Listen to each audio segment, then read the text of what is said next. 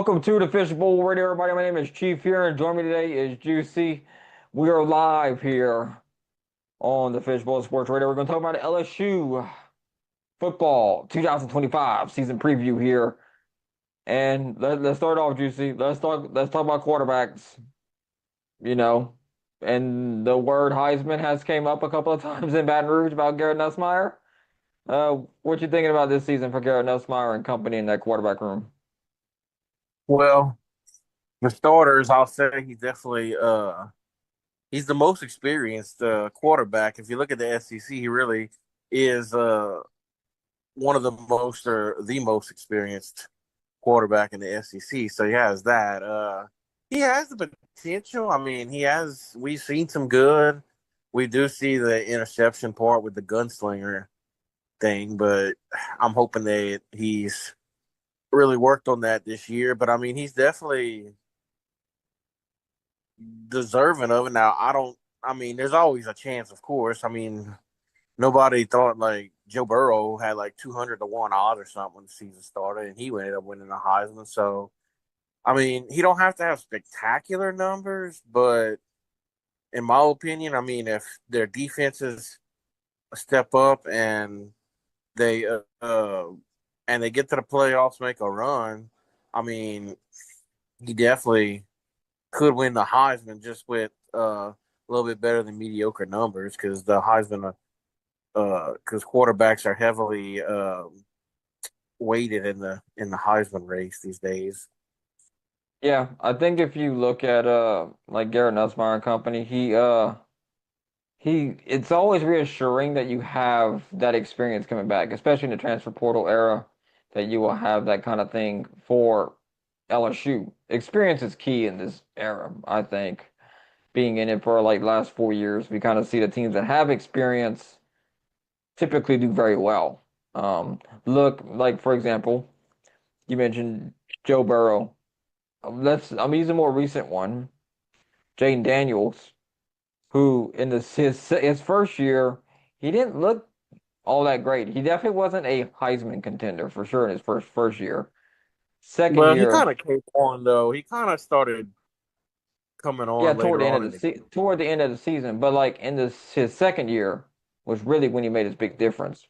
That's whenever he really came on and really kicked it into another level, and that LSU needed him to do. But unfortunately for Jaden Daniels, he didn't have a defense with him. They helped him out too much. They had the offense, they didn't have the defense with him. Team should have won a So national title. yeah, typically under Brian Kelly that we have saw under Jaden Daniels. You mentioned the gunslinger thing. I think that's going to go down this year. I don't think he's going to be as careless with the football, with the interception rate, with the way he was throwing the ball last year. But LSU's got to get a running game though to help him out a little bit here. They were very pass heavy last year, ranked in the top 10 of the country in passing. But if you looked at rushing the football, it wasn't too good at all. Uh, but look, having a running game for LSU is going to be key this year, I think, just to kind of now LSU's got weapons at wide receiver. There's no denying that. They got Aaron Anderson, transfer from Kentucky, Barry Brown. They have guys to throw the football to, but they gotta. That Dortez Green or whatever his name is, that big old. They got Mason Taylor. Got plenty of people to throw to. Well, Mason Taylor's in the NFL. Oh, Mason Taylor Diddley? Oh, my bad. Yeah, Yeah, that's true. he's a Jet. He's a JTS, Jets. So, Oh, but regardless with that, he they do have guys to throw the ball to. He's got no shortage of pass catchers to throw the ball to. It's you lose a guy like Will Campbell on your offensive line. That's gonna hurt you a little bit. So you're gonna have to find guys that's gonna fill that role for LSU.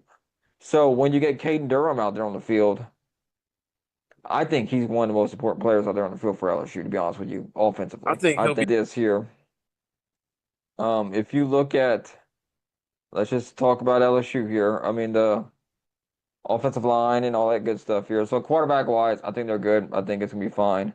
Running back, we touched on Caden Durham.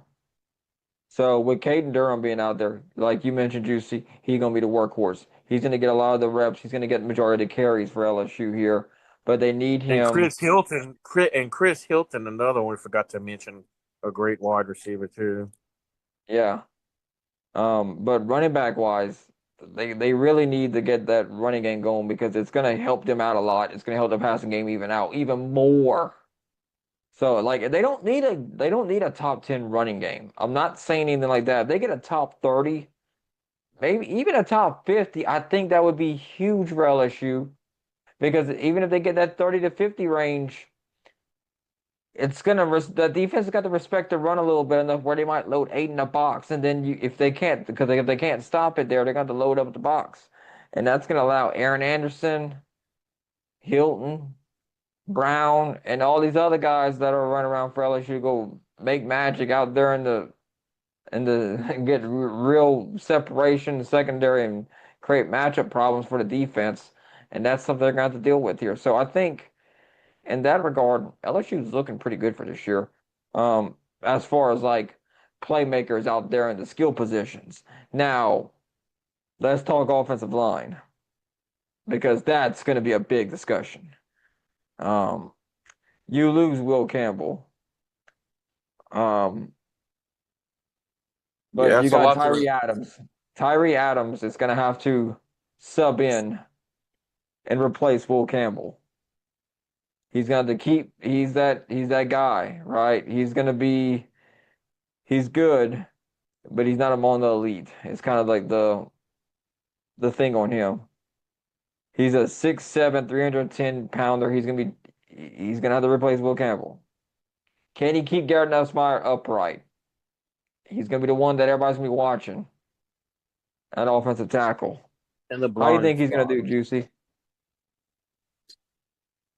I mean, it's hard to replace somebody like Will Campbell. His, the talent's there. I mean, can he hold up? I mean, he's never played a full season, I guess you'd say, but I mean, he's definitely got the potential. I obviously like him enough that he's done well enough to earn that spot as a starter. So we'll see what happens.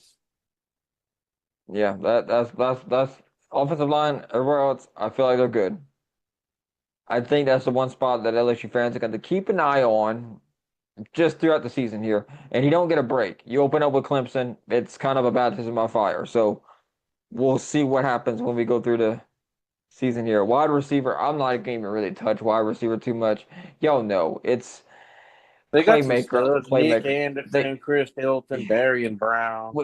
They got We could spend a 40-minute podcast just Aaron talking about LSU Anderson. I mean, they got wideouts. some studs at wideout. Yeah, like LSU, you look at the NFL, the I would evidence is argue there. that they They have probably produce. the best.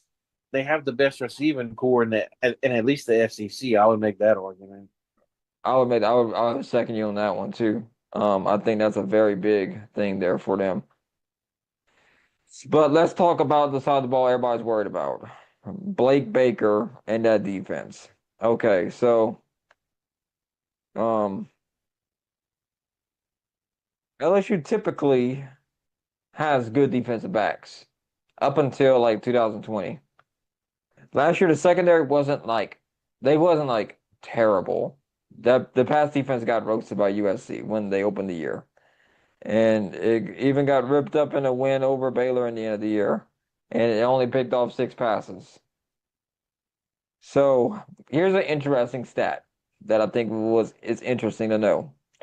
Did you know that LSU was 6-0 when they had an interception and only 3-4 when they did not get an interception during the year? Hey, turnovers do make a big difference in the game. Yeah. So there you go. That turnover, this is another thing there. So like being undefeated when you have an interception and 3-4 when you don't is a um not a is it gonna work? We'll have to see here. But just looking at the defense, how you feel about them up front here? You think this is the best defense they're gonna have under Brian Kelly, Juicy? Well, let me look at the roster on the defensive side here real quick. Go through it a little bit. Try not to spend too much time on it, but just go through a few names. I mean, Uh, I think Overall, linebacker they're going to be defense, they fine. got studs at linebacker. Whit Weeks, Harold Perkins. There's definitely some studs there. Uh, they signed that 6'5" defensive back though. Talking about the secondary, Pickett, I think it is his name, the tall DB. So maybe they'll increase the picks a little bit because he's 6'5" and he's one of the starters in the backfield. So he'll definitely have height advantage over, you would think, a lot of receivers. Um, Man, Sword the Lane, that he came from Virginia Tech. He had 146 tackles and 6 interceptions and 16 broken up passes over the last 3 seasons. then they got a I mean, transfer from Houston, a safety, AJ Halsey. Uh, yeah, and you all, Ashton Stamps is back there too. Stamps is back and he's got a lot of experience. He's a stud too. So I forgot I meant going through the name, but yeah, the defensive line, I'm not quite as sure about, but the back end of that defense should be solid, at least playmaker wise. It's just if they can execute a little bit better, get some more takeaways per se. Not that the defense was terrible, like you said, but it helps out the defense. If you are kind of slacking, getting a lot of takeaways will negate a lot of like mental errors and slip ups and stuff. Um, So we'll just have to see. I mean, I'm optimistic. I mean, they definitely have some experience, even with Weeks and Harold Perkins and Ashton Stamps and players like that. they got Gabriel Realford. He's a rising star on that end. Amon Bro and Dominic McKinley. They should be able to, adapt into their roles very well, I All, think. all I could say is what I'm looking at. The talent is there to be good. It's just a matter of if it comes And you got together. Patrick Payton. You got Patrick Payton, who, he's going to be in the NFL. He's a very good So the edge ta- rusher. it's not the talent. It's just it has to come together. But they definitely have some studs and some talent. So they so it's been getting better for LSU basically. The defense fell off the earth in 2020.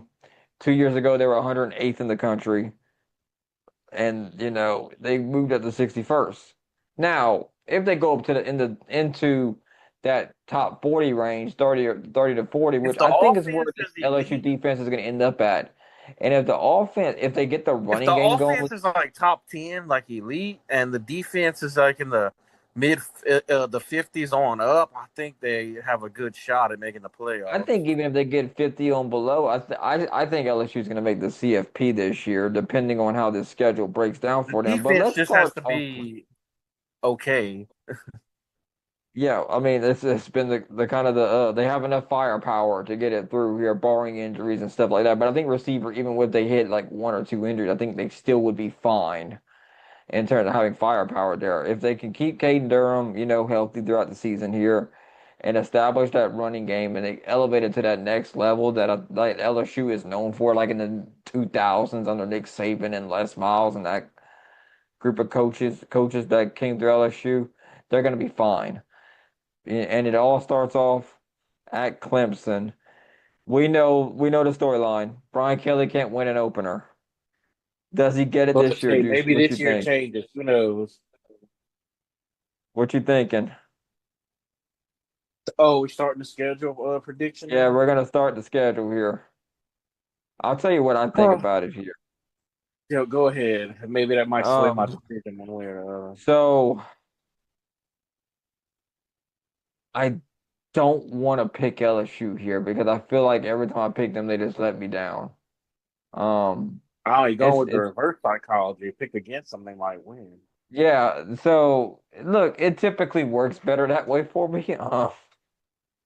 I think LSU. I think I'm gonna say this. I think LSU is a better team. I think if I compare LSU and Clemson, On I paper, they think definitely LSU are is a better team. They have some loaded, much more stacked talent. The no. SEC. They're going to It's in Tiger Clemson. they're going to Death Valley Light. They're All going to the right. other Death Valley. They're going Okay. to Death Valley Light. So I think give me Clemson. I just you know what prove to me that you can win. I'm usually that way whenever I go with history picks and stuff like that. I've been burned too many times by them. I'm picking Clemson. What you think, Juicy? You know, you know what, man? I hate to pick LSU, but you know what? I'm gonna pick them. I'm gonna So you say they're stab gonna me in the go in front. there. You get the knife and the stab me in the front. All right, cool. Yep. I'm just gonna say LSU is gonna win. I hate to pick them, but man, I just want to believe that this year is gonna be different. LSU versus Louisiana Tech. I got Tech was not good at all last year. I don't And think they prove an I upset don't here think or anything's pull gonna anything change like this that. year. I got LSU winning this one I here. think LSU runs away with this one pretty quick. Um, LSU in Florida. So you got them at 2-0. I got them at 1-1.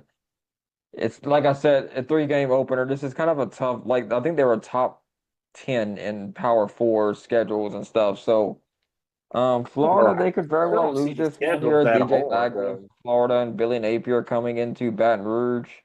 They did lose to Florida last year, but that's enough. I think Florida might be a little bit more overrated entering into this game, but I think Florida's going to clean up toward the end of the year here. It is like Billy Napier's fourth season as head coach of the Florida Gators. I think LSU does enough here to beat the Gators at home. What you think, Juicy? I think they get their revenge, and they also it's going to be a Saturday night in Death Valley, so yeah, they'll have that working for them too. I think they'll handle Florida. So you have LSU undefeated. I have them 2-1 entering Southeastern. I think they'll Well, win I guess that you're going one. to I have them think three and one there. yeah, 3-1. You got them at 4-0. Yeah, I'm gonna Now have them 4-0. Ole Miss's time is kind of a flex window game. You might have a 2:30 or a 3:30 or a 5 and 7 I at can tell you they're Vaughton not going to Hemingway play at Stadium. 5. I can tell you that. Um, I Ole Miss lost Jackson Dart. They're gonna have to take some time to replace all their offensive power that they lost. I got LSU beating Ole Miss in this one. Yeah, I think Ole Miss might have a little step back this year. I think, like you said, the Jackson Dart's kind of a hit. I haven't really seen him make many moves, heard him make any moves in the transfer portal that much. I'm sure Lane Kiffin's going to find a way to score some points, but I think LSU is going to score more, find a way to get it done. Now, this next game's got me nervous. I think Yeah, South Carolina's being slept on a little bit. You look at South Carolina and they should have beat LSU last year.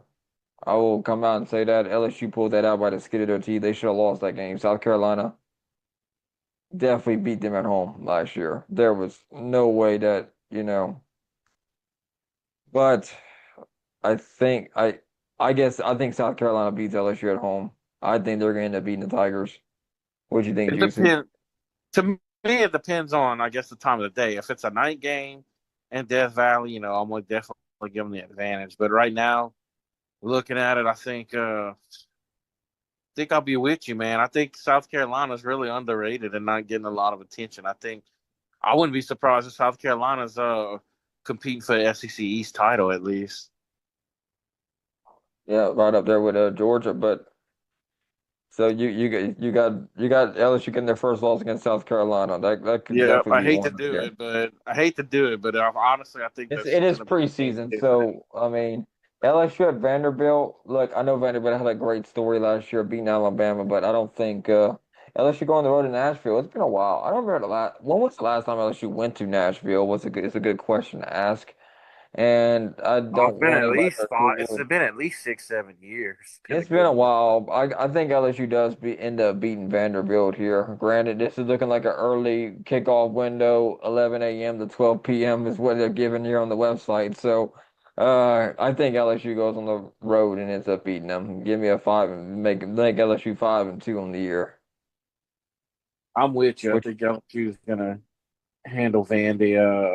I'm not saying. Vandy had that great seed story last year, beating Alabama and all, and LSU still beat them. So I think LSU will beat them. LSU hasn't lost to Vandy since. Actually, I don't believe LSU's ever lost to Vandy. Actually, come to think of it, we'll have to look at the record books on that one. But anyway, they had a LSU couple of close calls. But LSU versus Texas A&M. It's interesting this one here. What you think, Juicy? After last year's debacle with Marcel Reed and all that coming in, they couldn't have an answer for him. Which I guess in one way it was kind of unfair that they weren't prepared for him. I guess expected him, but I mean you got to find a way to make some in-game adjustments. That was definitely a not a good second half for LSU, but I think LSU returns the favor and gets them this year. I think they'll be much more prepared, much more. At least they'll have a lot of more knowledge of how What to Marcel Reed expect, right? Getting the plays. film. Yeah, what they expect. So this end here is gonna be tough. Here, I think they'll beat A&M. I think they'll go 6-2 right here, and they'll have a bye right before they play Alabama. And I got LSU dropping it to Alabama though. I just think that Really, yeah, I think it's in Bryant Denny night looking like a night kickoff window. I got LSU being 6-3. What you think, Juicy?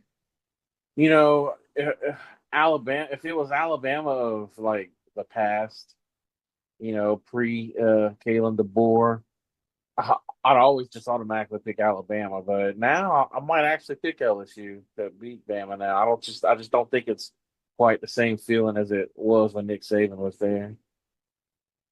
All right, I got LSU with 3 losses. You have them with 1 so far. LSU and Arkansas. I think LSU beats Arkansas. What you think, Juicy? Yeah, Arkansas is just ain't hasn't really haven't gotten it together under Sam Pittman. I definitely think LSU is going to beat Arkansas. Then it's at home. I think it's just going to be a good day for LSU fans.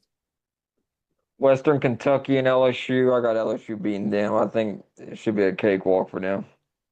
Yeah, I got them beating Western Kentucky. So last game of the year is against Oklahoma. Oklahoma's been talked about heavily in this preseason time frame. That they're saying a lot of experts are saying they're way improved this year. So we'll see if that comes true. I just know that there's always a top 10 team that is always overrated. Okay, like that is, and there's teams that come into the season overrated too. So who is it going to be this year? I think we're looking at both of these things here, and I'm looking at Oklahoma, and it's LSU go on the road over there. It's kind of this is a night game, it's an afternoon game. Um, I think LSU's only going to lose 3 games this year, and that's what I'm gonna go with. I think they'll beat Oklahoma. What you thinking, Juicy? Yeah, I was thinking that Oklahoma's going to be a win because honestly, I mean, Oklahoma since their first year in the SEC, since they came to the SEC their first year last year, they haven't. I don't know. They've kind of seemed to struggle now. I still don't think that's going to change, but in the preseason, I'm picking Oklahoma now. I mean, granted, this is all changed So once that you season have actually starts. you have LSU 11-1. I have them at 9-3. Let's take the worst of the 2 records, 9-3, because 11-1, they're obviously going to the CFP even if they lose the SEC championship. Whoever that is. 9-3, you kind of get a little bit more debatable, like you Now, argue which you're gonna go, now, which is nine and two three. SEC losses. Oh, I wanted to ask you now, 9-3. Uh, if there was like out of those losses you picked for them, which ones you still think could like be a toss up and they have a chance to like which one of those three losses you picked that you think they could possibly uh flip into a win or two if you had to I said a guess. Clemson one, honestly. I do, like I said before, I think LSU's a more talented team whenever you're talking about them entering the season. I think they could be 10-2.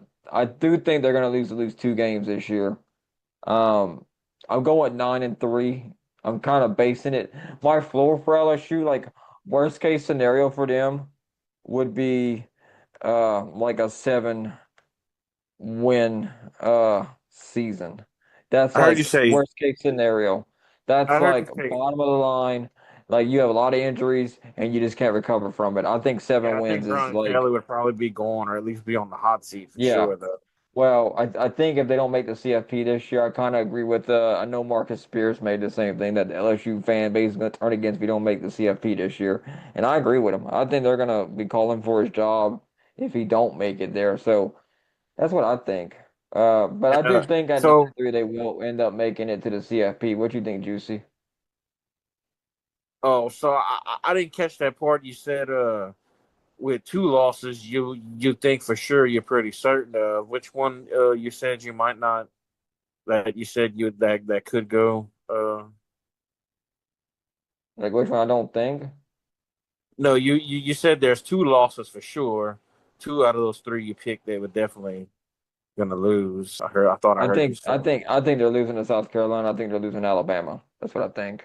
So Clemson could be a switch Yeah, possibly. Clemson would be my flip game if I had to pick out of those three.